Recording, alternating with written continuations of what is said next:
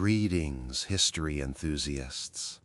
When we think of romance, images of candlelight dinners, grand gestures, and declarations of love often come to mind.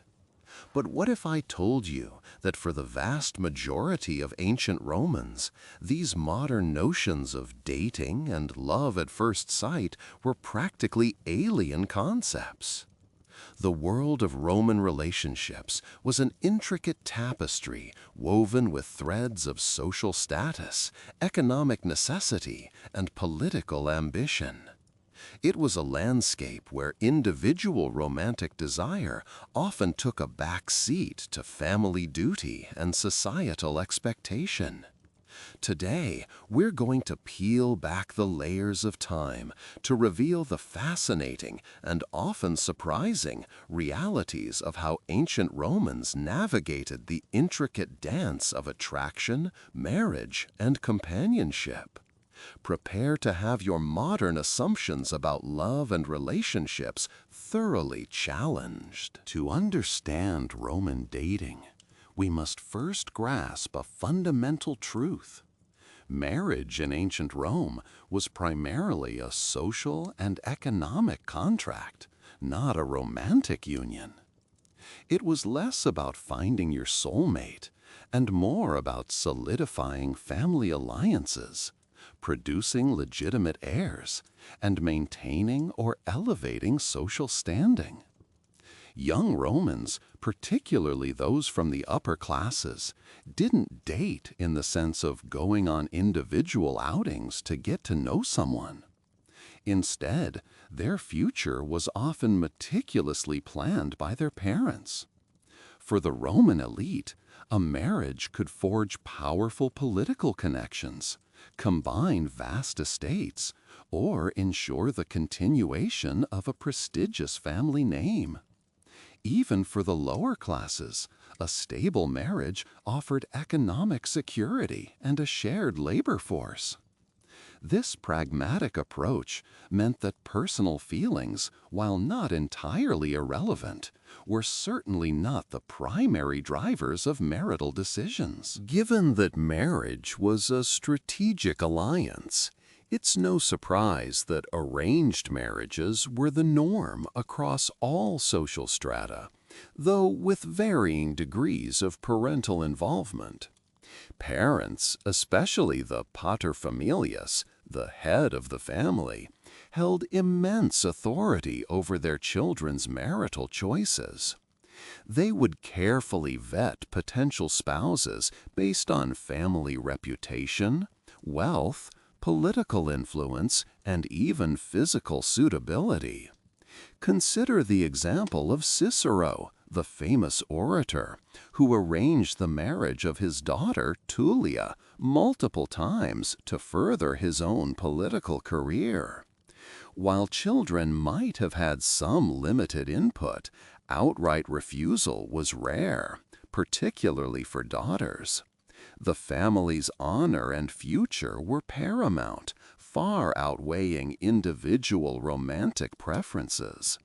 This system ensured stability and continuity within Roman society, even if it meant sacrificing personal passions. The age at which Romans entered into marriage might also surprise you.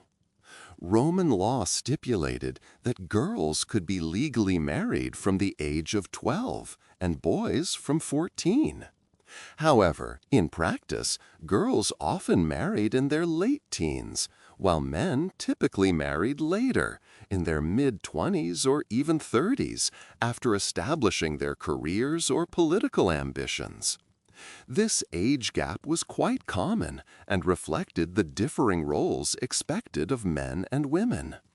For girls, early marriage ensured virginity and a longer period of childbearing potential. For boys, it allowed time for military service, education, and career development before taking on the responsibilities of a household. For instance, the famous General Pompey married his fifth wife, Cornelia, when he was in his late 50s, and she was likely in her late teens or early 20s.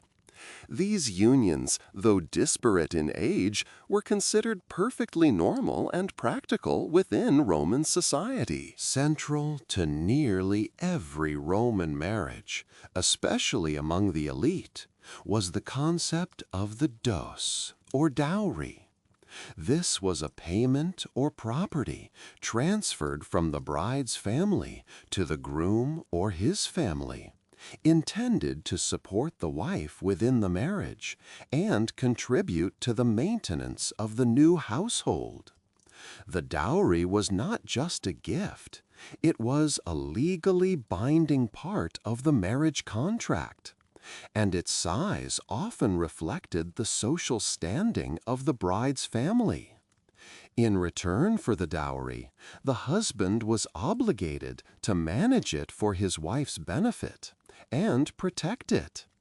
If the marriage ended, the dowry was usually returned to the wife or her family, though disputes over its restitution were common. This financial arrangement underscored the economic nature of marriage, ensuring both families had a vested interest in the union's success and stability. It was a clear demonstration that marriage was a serious, contractual affair. Before the wedding itself, a formal betrothal, or sponsalia, would often take place. This was more than just an engagement. It was a public declaration of intent to marry, typically involving the fathers of the prospective bride and groom.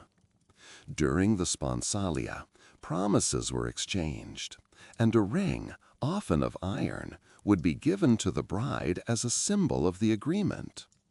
This ring, worn on the fourth finger of the left hand, was believed to be connected directly to the heart by a vein, a tradition that surprisingly persists in some cultures today.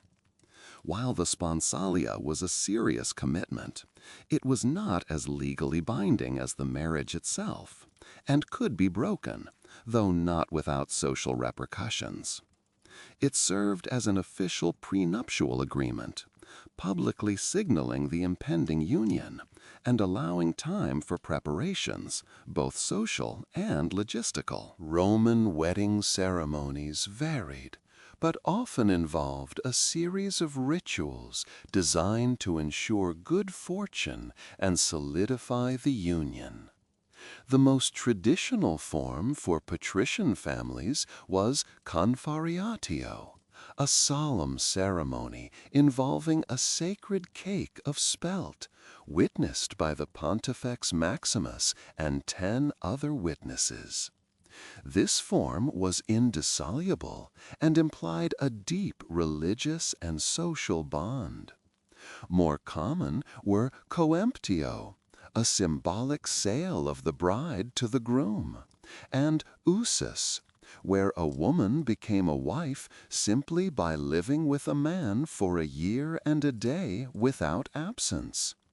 Regardless of the form, a Roman wedding day often began with the bride dedicating her childhood toys to the lares, household gods, followed by a procession to the groom's house, often accompanied by flute players and torch-bearers, symbolizing light and fertility.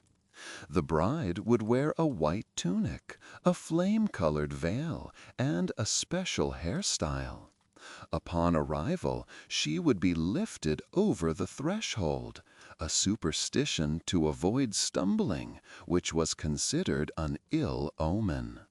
Feasting and celebrations would follow, marking the official start of their new life together. While marriage was a foundational institution, divorce in Roman society was surprisingly common and relatively easy, especially compared to many other ancient cultures. For marriages formed sine manu, without the husband gaining legal control over his wife, either spouse could initiate a divorce with a simple declaration, often by sending a message or letter. No specific reason was legally required, though social pressures and reputation still played a role. The process became more formalized during the imperial period, often requiring witnesses, but the fundamental ease remained. The primary concerns during a divorce were the return of the dowry and the custody of children, which usually remained with the father. Famous examples include Emperor Augustus divorcing his wife Scribonia on the very day she gave birth to their daughter Julia for moral reasons, as he claimed. This ease of divorce highlights that while marriage was a binding contract, it was also one that could be dissolved if it no longer served its pragmatic purpose for either party, particularly for men. So, did love exist in Roman marriages? Absolutely. But perhaps not in the way we typically envision it. While marriages were often arranged for practical reasons, affection and deep bonds could certainly develop over time. Roman poetry and letters, such as those exchanged between Cicero and his wife Terentia, or the poignant elegies of Propertius for his beloved Cynthia, provide glimpses of intense passion, devotion, and sorrow.